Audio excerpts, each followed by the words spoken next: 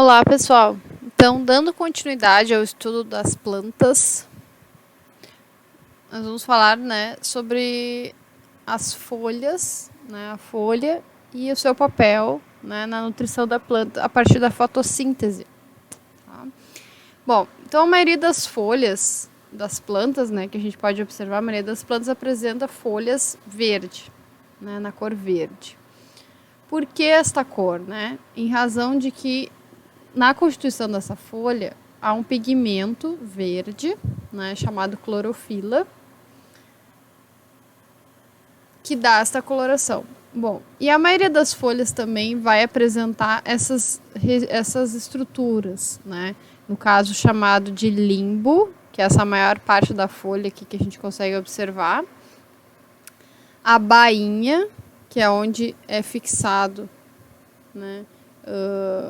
na verdade, é essa pequena região aqui da folha, em relação ao caule, e o pecíolo. Aí sim é a região onde é fixado, que a gente acaba falando do cabinho da folha. Bom, a folha é um órgão envolvido na realização de 3 processos, que são bastante importantes para a sobrevivência das plantas. Então, a gente vai falar nesta aula desses 3 processos. Então, o primeiro é a fotossíntese, o principal processo que a gente conhece que esse grupo realiza, esse grupo de seres vivos. Então, para realizar a fotossíntese, as plantas necessitam de água,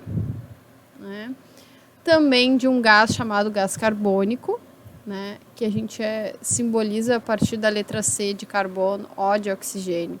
E esse 2 pequenininho que representa 2 átomos de oxigênio em relação a um átomo de carbono. Número 1 a gente acaba não escrevendo na química, certo? Bom, além então da água e gás carbônico, para realizar a fotossíntese as plantas precisam também de energia luminosa, que a gente pode pensar aquela energia, a partir dos raios que vêm do sol. Bom, no caso da água, ela vai ser absorvida pelas raízes. O gás carbônico ele vai ser capturado no ar, também chamado de dióxido de carbono, e vai entrar pela região das folhas, especificamente nas estruturas chamadas estômatos, que são essas pequenas microscópicas aberturas aqui das folhas. Tá?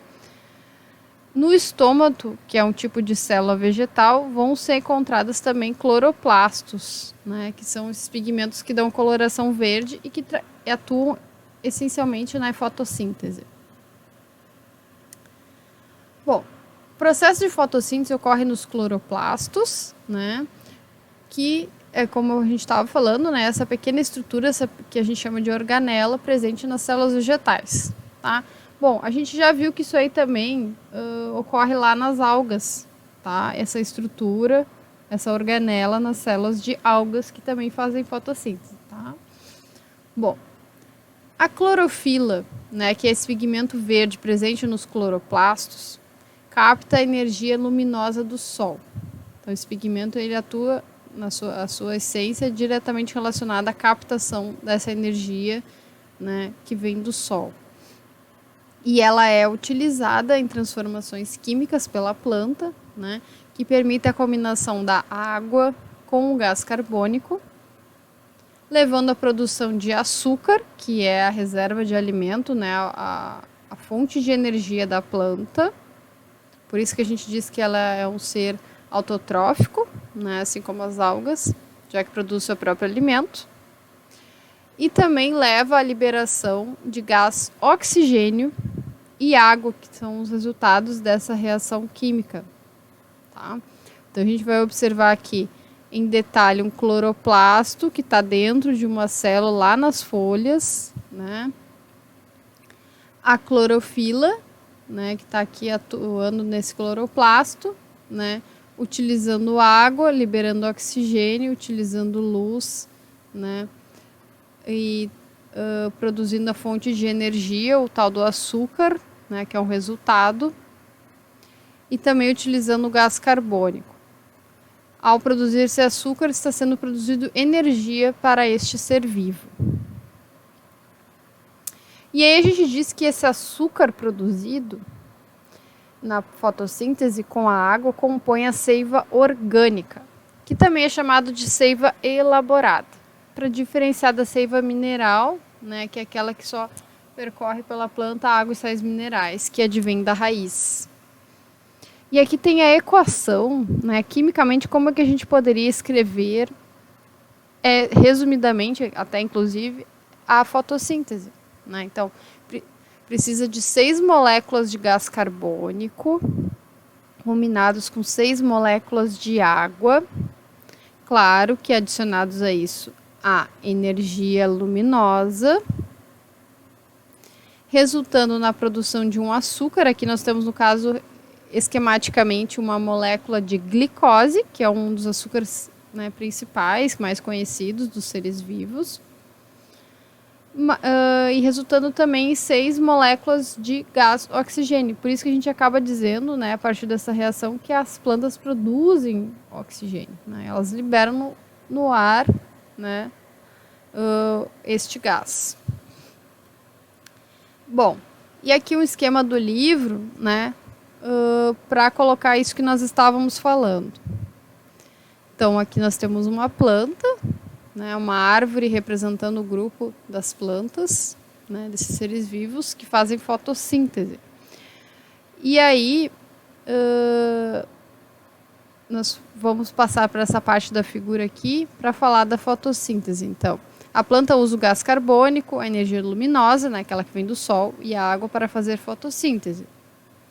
Esse processo produz alimento, que é a glicose, o açúcar, né, e libera gás oxigênio para o ambiente. O açúcar produzido na fotossíntese integra a seiva orgânica, né, que a gente pode ver ilustrado aqui nessas setas vermelhas aqui, que vão ser produzidas lá na folha e alimentar todo o resto da planta, inclusive das raízes. E essa seiva, ela vai ser distribuída a partir do floema, né, de um vaso condutor, né, que a gente chama de seiva elaborada ou seiva orgânica. Bom, já na respiração, que nós vamos falar mais adiante, a planta consome açúcar e gás oxigênio e libera água e gás carbônico. Uma parte da água evapora pelos estômatos da folha. A seiva mineral, né, essa setazinha azul claro, ela é distribuída pelo xilema, que é outro vaso condutor, que nesse caso vai distribuir a seiva mineral ou seiva não orgânica, né? Seiva não elaborada, enfim. Seiva bruta também chamado, né? E aí a gente vai ver então que vai vir lá das raízes essa água e sais minerais e vai passar para toda a planta, inclusive para as folhas que vão utilizar isso para fazer a fotossíntese. Certo? Bom, sobre a transpiração, as plantas também transpiram, assim como os animais, né? Então, consiste no quê? Eliminar a água na forma de vapor através de estômatos. Então, para poder manter a temperatura corporal da planta, né, em dias quentes, né, vai ser eliminada essa água aí nessa região aqui da folha, né, que são várias estruturas que vão ter ao longo da folha, chamada estômatos, que também atua na capturação de gás carbônico que a gente viu anteriormente, né? A gente pode ver como funciona a transpiração se a gente for fazer um pequeno experimento, né? Colocar um saquinho e prender aqui envolvendo uma folha ou algumas folhas, né? E passado algumas horas, nós vamos ver que vai ter várias gotículas de água. Claro, aumentou a temperatura nessa região da planta.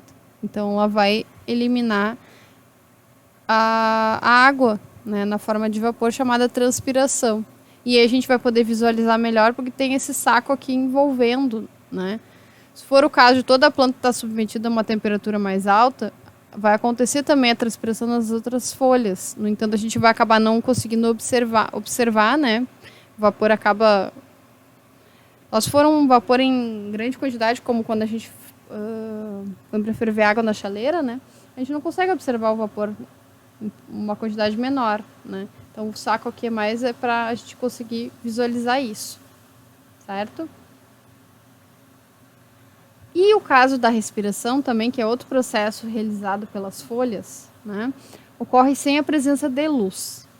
em que a planta consome matéria orgânica, o açúcar, do qual ela produziu durante o dia, né? E o gás oxigênio que está no ambiente. Então, ela também utiliza o gás oxigênio para a sua respiração, assim como nós animais, né? E vai liberar energia e produzir água e gás carbônico. Tá?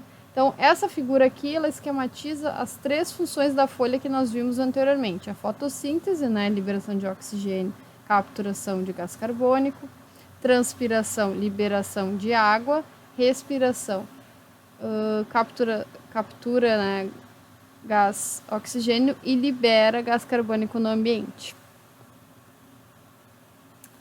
Então é isso, pessoal. Obrigada e até a próxima.